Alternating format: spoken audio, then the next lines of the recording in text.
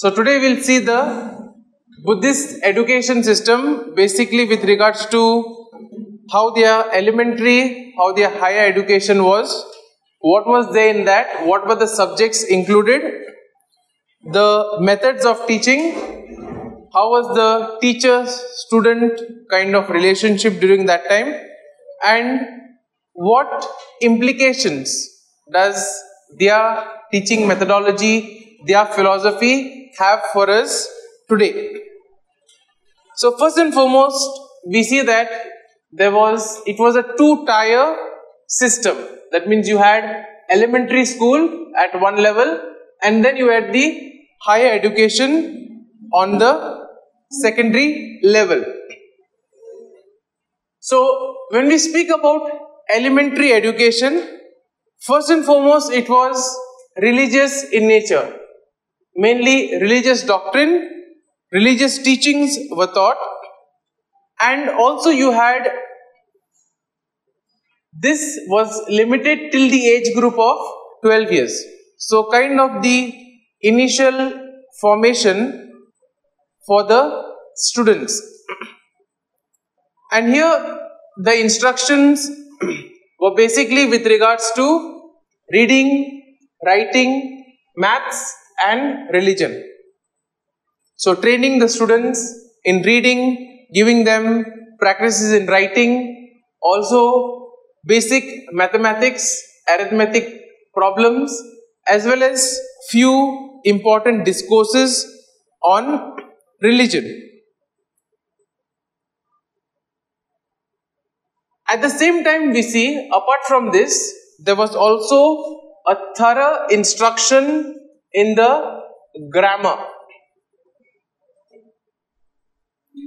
Also, they had subjects such as logic.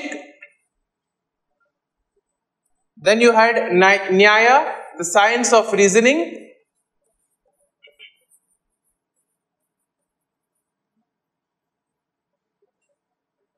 Then philosophy also was part of this elementary education, as well as arts and craft, also medicine.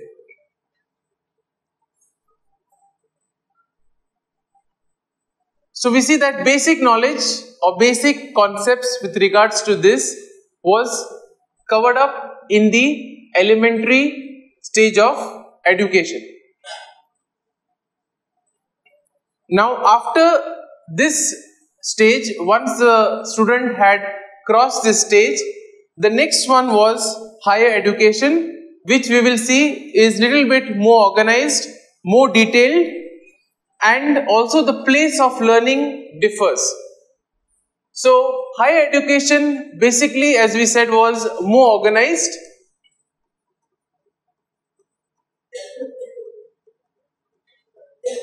And also the level is slightly different. Just as we have when we finish high school and move to higher secondary and college, similarly we see that the level was increased here, and this was carried out in Buddhist monasteries and Buddhist universities. Important to note that this higher education was given or was intended only for those who were to become monks or nuns. Okay, so and this emphasized both theoretical as well as practical aspects of life.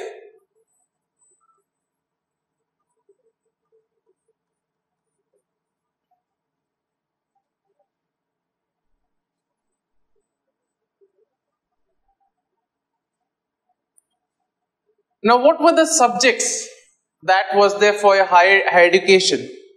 First and foremost, they had a thorough grounding in Buddhism.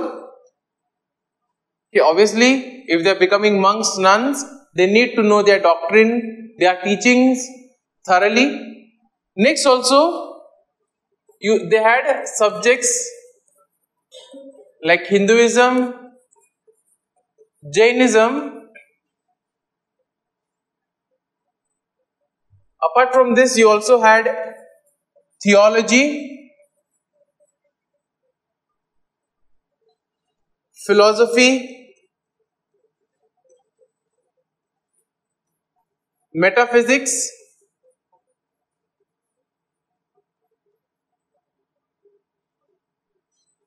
Sanskrit,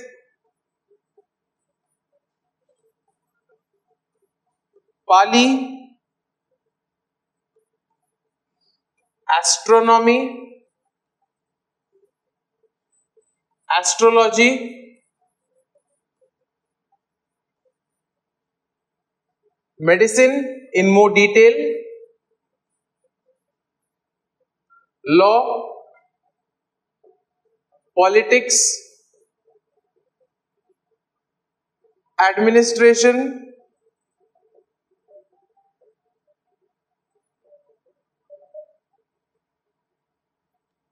Now, one may ask, okay, if they are only to become nuns, why, or monks, why do they require all this? Why do they need to learn medicine? Why do they need to learn law, politics, administration? Any views, any opinions on that? Why do you think it was necessary? Okay, yes, they were taught theoretical and practical aspects of life. Okay, but do you think, in your opinion, let's put it like this, all this, the teaching of astronomy, astrology, okay, medicine, practical use, okay, law, politics, administration, was this required? Okay, why?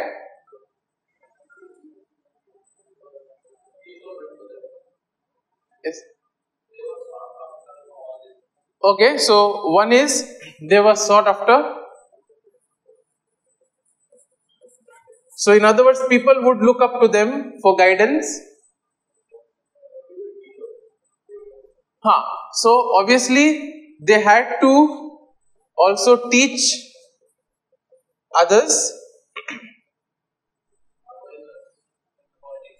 Okay, advisors.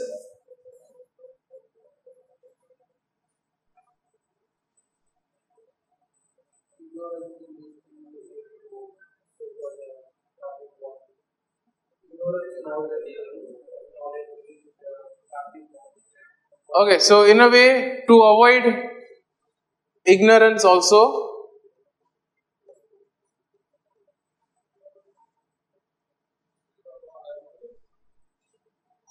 Okay, so see, so ultimately when we look at their higher education, we see that it was kind of an all-round development that they had.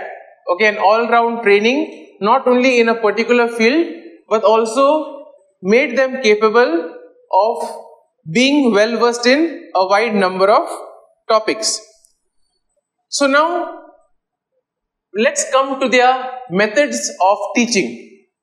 So, first and foremost, it was mostly verbal. Okay, so oral teaching, which was based on question answer, discussion and debates. So some input would be given, the pupils would ask questions, the questions would be answered, then it would lead to a bit of a discussion, you would have debates, discussions, back and forth, to and fro on particular topics.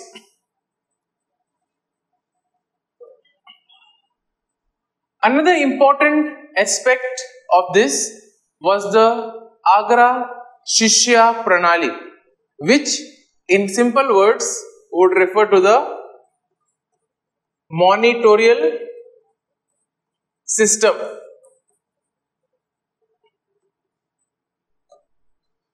Now, what do we understand by this monitorial system? Any idea what it may be?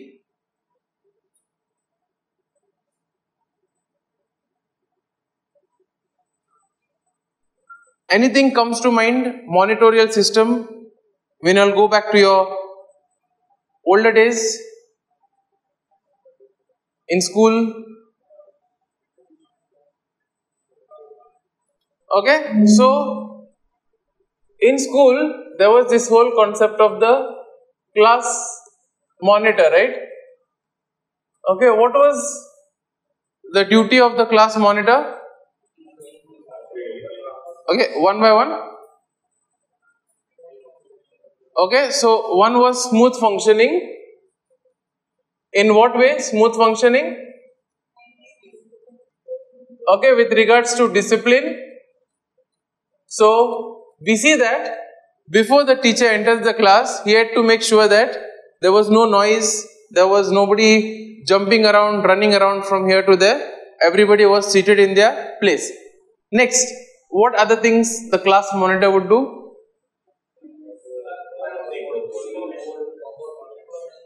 Information in what sense?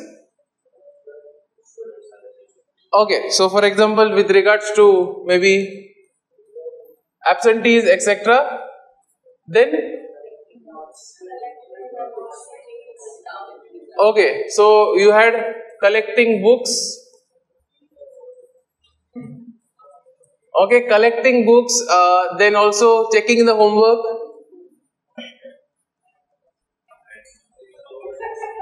Making sure that the board, everything is clean, all these things.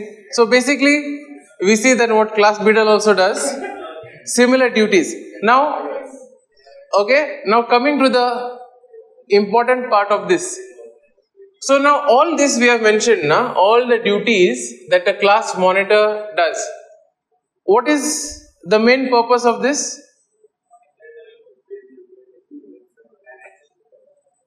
Okay, one is you can say he is the link kind of between the students and teacher. Apart from this, what else does it happen? Okay, creating future leaders, good.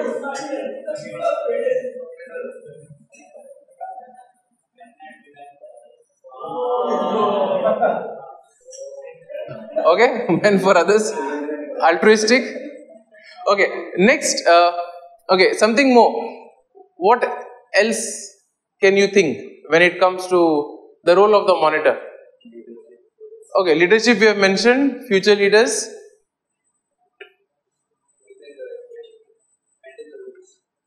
Okay, maintaining rules, okay. Close.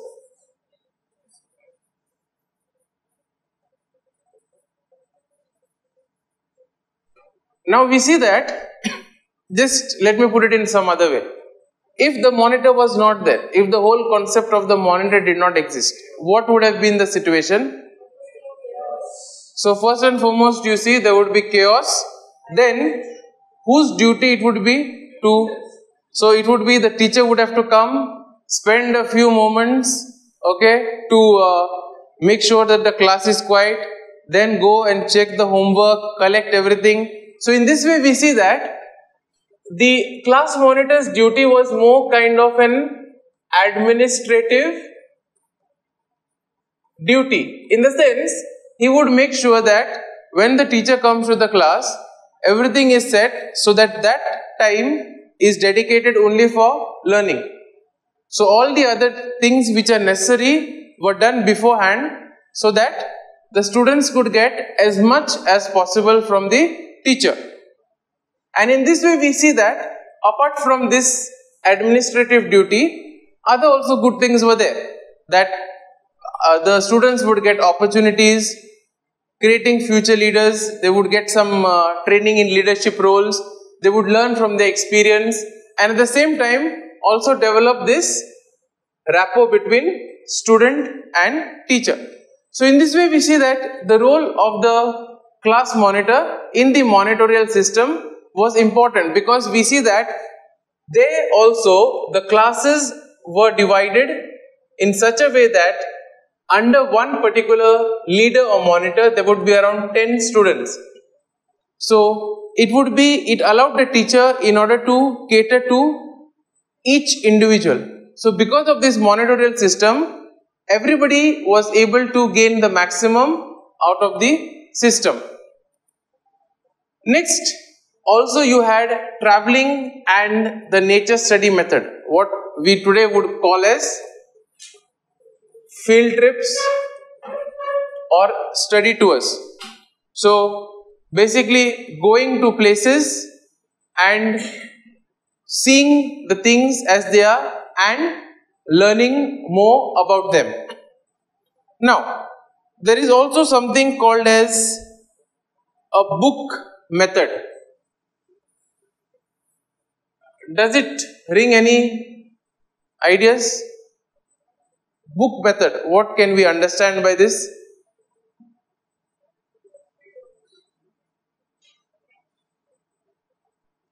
Okay, let's begin this discussion. So first and foremost, we see that books were the primary source of instruction.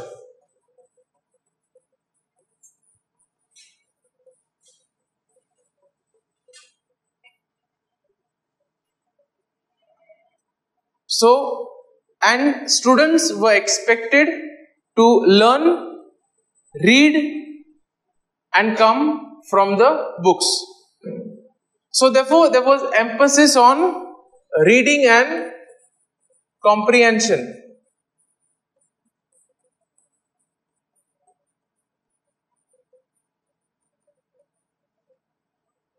Now, why was it important to stress reading and comprehension? First and foremost is because throughout the life, you will not have a teacher to always tell you do this, do that. There are certain things you have to also do on your own. So once students already know how to refer to something, how to go into the books, look for certain things, understand concepts on their own, then it would be also useful for their life. So therefore, this encouraged in a way independent learning. That means the teacher is there to guide, the teacher is there in order to provide the materials, but ultimately the student has to take the initiative in order to prepare. So when it comes to a dissertation, for example, this could be something in line with that, where you are in charge, you are responsible for what you do. Your guide is just there to make sure that you do not deviate from your topic. And also they were taught how to use books as reference material, also to encourage the habit of consulting various books, various writing materials for deeper understanding. So in this way we see that the assessment in such a method was through tests, exams and assignments. So basically the whole testing method was also based on how the students could in a way comprehend and how the students were able to in a way understand, recall facts, concepts, etc. Now we see that the book method also had certain advantages. Okay, can anyone tell what were the advantages probably in the book method? Apart from creating students to become independent people, anything else?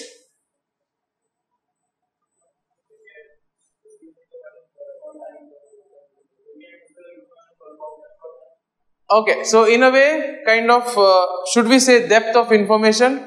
So having kind of a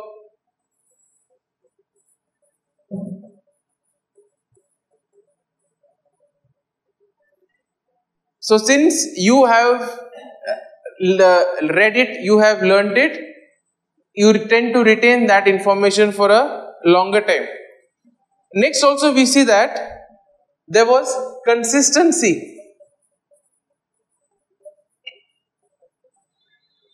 Now when you have the oral method, okay, so there is always this tendency that certain facts may be forgotten. certain facts can be left out, okay, based on the teacher, based on his mood, etc. But when it comes to books, everything is recorded, and as a result of it, there is consistency. So the same facts are taught to everybody. And also here we see that it was something called as self-paced learning. So you have the material with you, you can learn at your own pace. So sometimes we see that those who are quick learners, when things go slow in class, they tend to get bored. On the other hand, if there is a slow learner, if things are being taught at a fast pace, he may be lost in class. So therefore we see that these books helped students to learn at their own pace and also catch up with others. Obviously, the limitations were that this method was more of a passive method, okay, and it did not kind of, there was no much visual aids, there was no much creativity in the method. It was kind of an old school method, and also it depended on the quality of the textbooks. Now, the next method that was also followed there was the preaching and conference method. So, what do you think is this method? Preaching and conference method. So, basically it was more of a kind of a lecture method.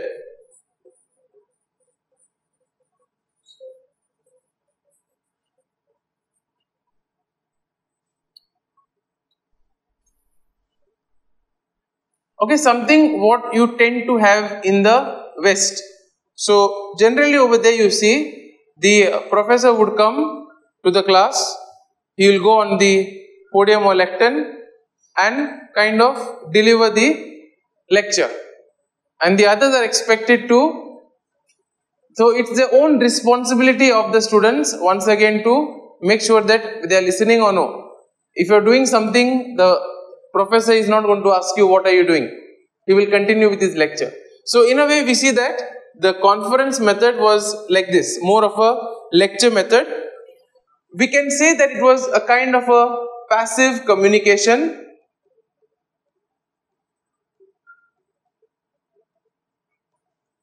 kind of a monologue, if you would call it, one person continuously speaking for 1 hour, etc.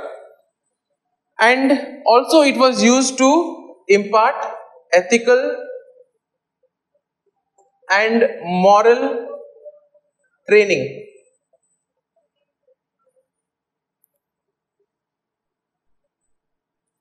So we see that this method also had its advantages and disadvantages.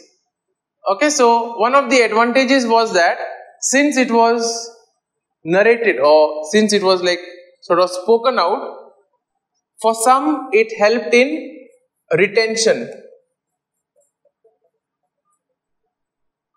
Okay, like I'm sure some of you all would have examples of some of your friends who just before the exam will come and ask you for an explanation of certain things, and what you explain they are able to remember and they can write that in the exam. Whereas the same thing, if they read from the books, it may be difficult to grasp. So sometimes we see that when things are kind of narrated, it helps in memory. So it also helped, this method also helped in retention. Also there was clarity.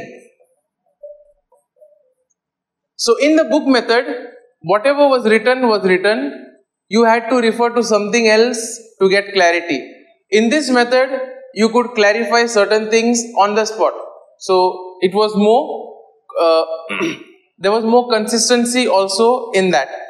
And next also, you had the expertise of the speaker, which also led to the credibility of the message. Since these were ones of higher repute, since they had done their higher education, etc., they also had credibles. For example, now, when you read some articles in the journal, the very fact that you know that the person, the author, has a doctorate or has a PhD in that particular area, you can take for granted that that information is certain, it is tried and tested. Okay, so in this way, we see that expertise in a field also leads to credibility. So, some of the limitations of this method was, it was a bit time consuming. In the sense, for some, they felt that it was a bit slow, some felt it was fast, so they could not learn at their own pace. And also we see that discussion sometimes could lead to deviation from the topic. So sometimes we see that we ask questions, but then from one question to another, it can lead to something else. Obviously, which is good for learning, but the main aspect is forgotten. And obviously the medium of instruction was Pali, which was the local language. So in this way we see that their method of teaching was in a way quite structured and solid, focusing on the needs of the particular students. Okay, yes.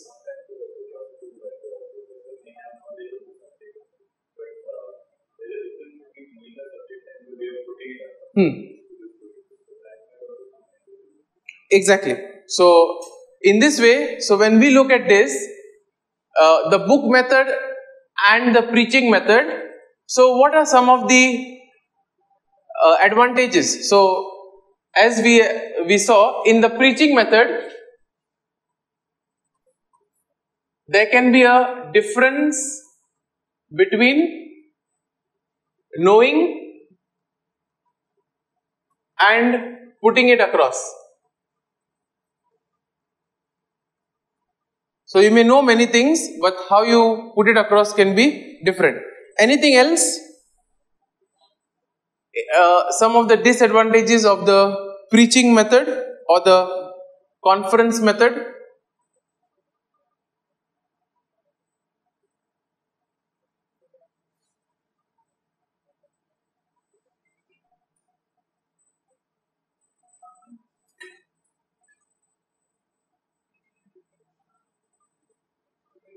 Okay, in a way we see that short term, that sometimes things can be easily forgotten.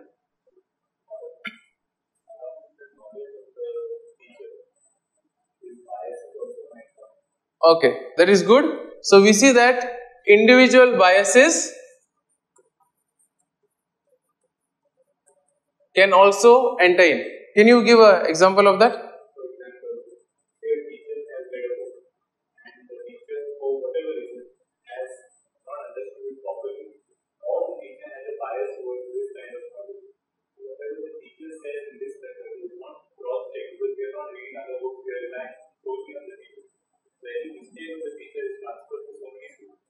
Okay.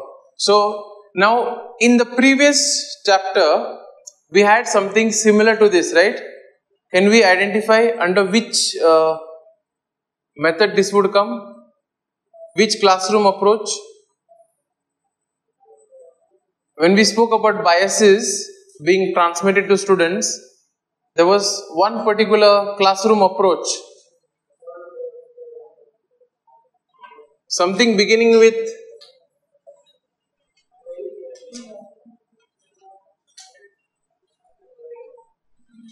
you had the authoritative approach, right? So that means what the teacher says is the gospel truth in a way. So in this way, as we said, rightly said, individual biases can also creep in, and therefore those who learn also carry that bias forward. Anything else can we have? If not, let's come to the book method. Any limitations you all feel?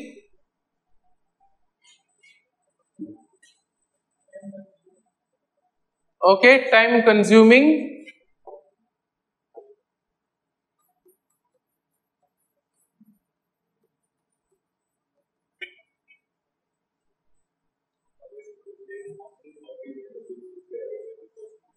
Okay, so also we see number of books or copies of books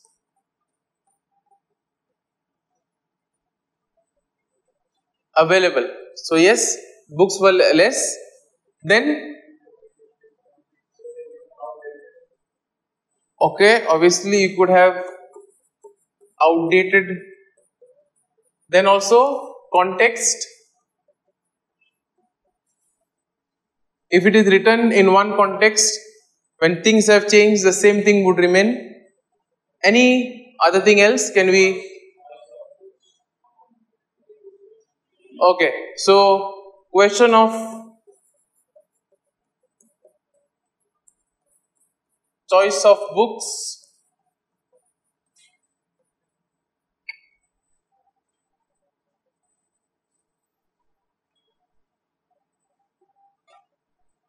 Okay, now let's come to the advantages. We have seen the disadvantages. Let's see if we can identify some advantages of the preaching method or the conference method.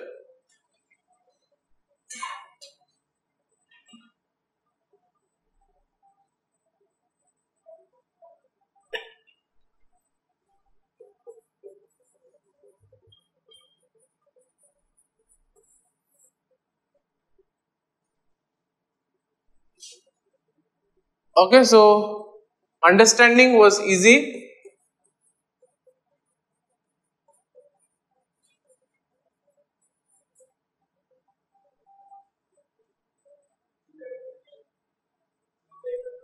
Okay, so two-way communication, but sometimes we see that it was more of a monologue also sometimes. Okay, so just sometimes it was just one way, but yes, two-way also can be.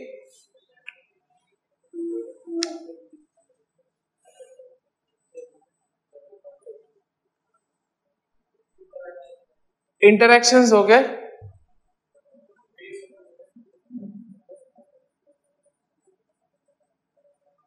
The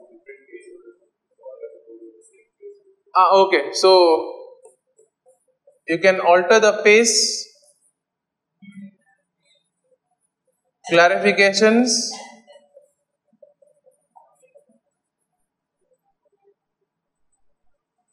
Okay, let's move now to the. If do you all find any advantages for the book method? Okay, so one we saw that there was continuity, because otherwise sometimes in lecturing we see that I may forget to say something today and then that may not be covered, whereas in books, since it is written, everything was there. Anything else of? Okay, consistency of facts. Okay.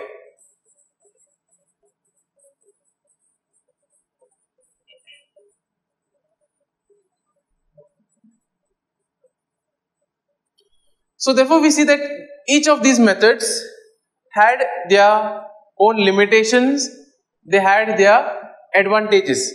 So therefore for some they found that the book method was useful, others felt that the preaching method was more suited to their learning abilities.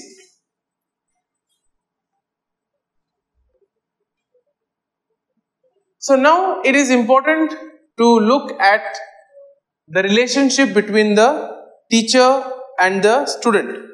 So first and foremost, we see that now from your own perspective, what or how do you all see this whole concept of teacher-student relationship, or what is essential? What is essential to have a good relationship between the student and the teacher? Okay, so in a way we see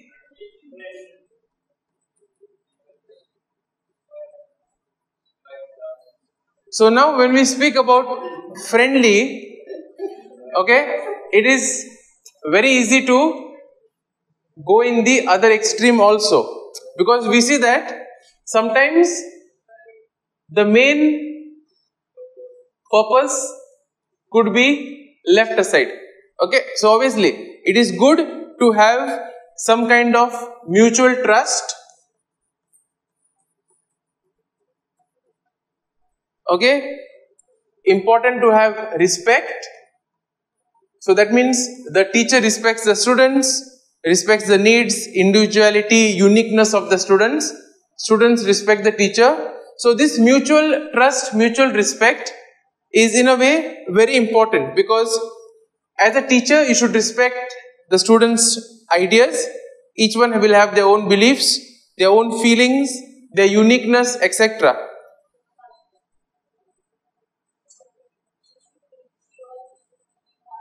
Okay, he or she should be impartial.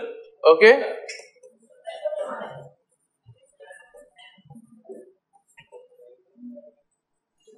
Then we see that trust also is very important. If there has to be a positive learning environment, trust is important. Next, as we said, impartial.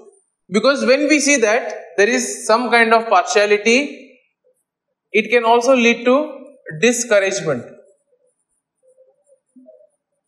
Now we see that in some institutions you tend to have something called as the glass ceiling effect. So, any idea what is this glass ceiling effect?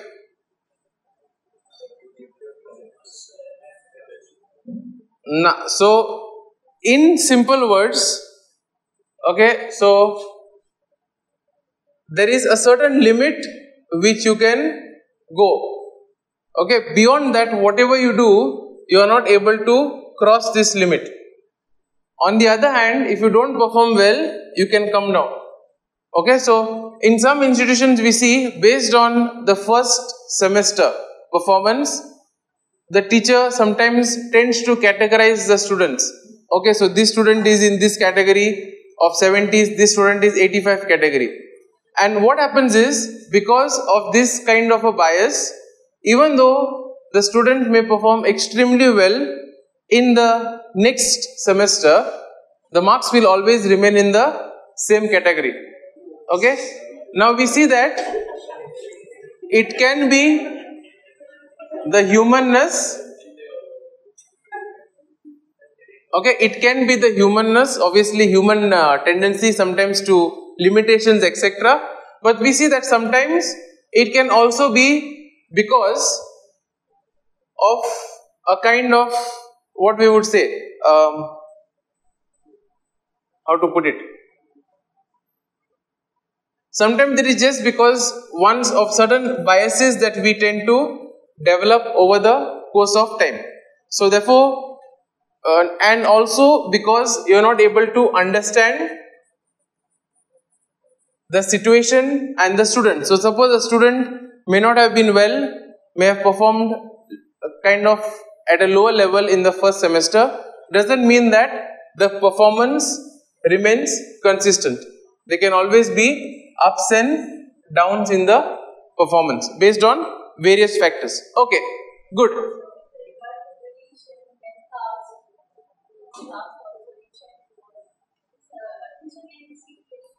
Okay, so let's put like this.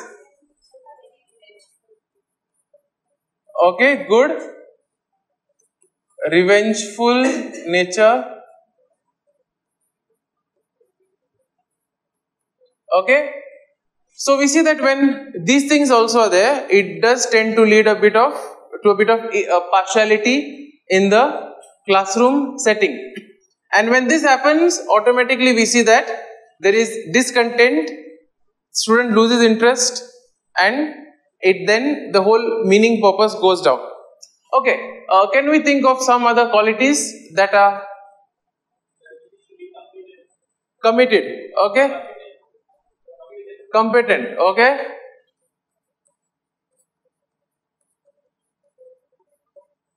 Then also along with this we can add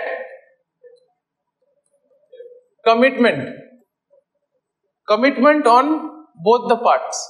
Part of the teacher as well as part of the students. That means the student also does his part before coming to the class. Teacher also does, so that in the class there is a kind of an effective learning that takes place. So also we see that communication is very important. That is why the stress for them was on education in the vernacular. That means the students need to understand, they need to have constant feedback. So we have this whole concept of the open day, right? Open forum, okay? So when you have the opportunity to give your feedback, and obviously that feedback also is supposed to be taken in the right spirit.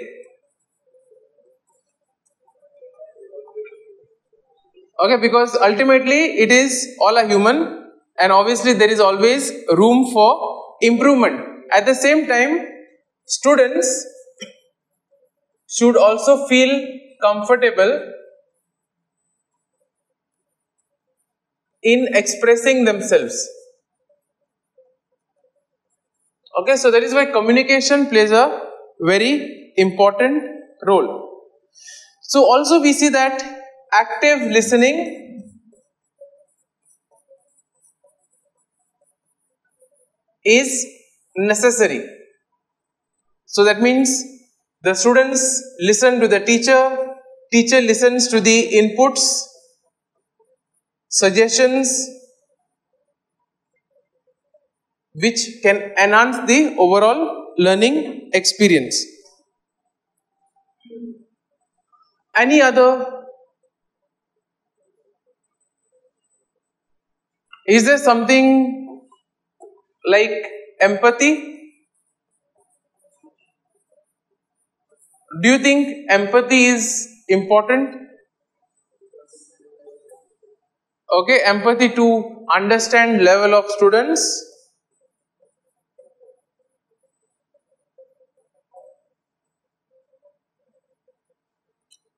Any other reason?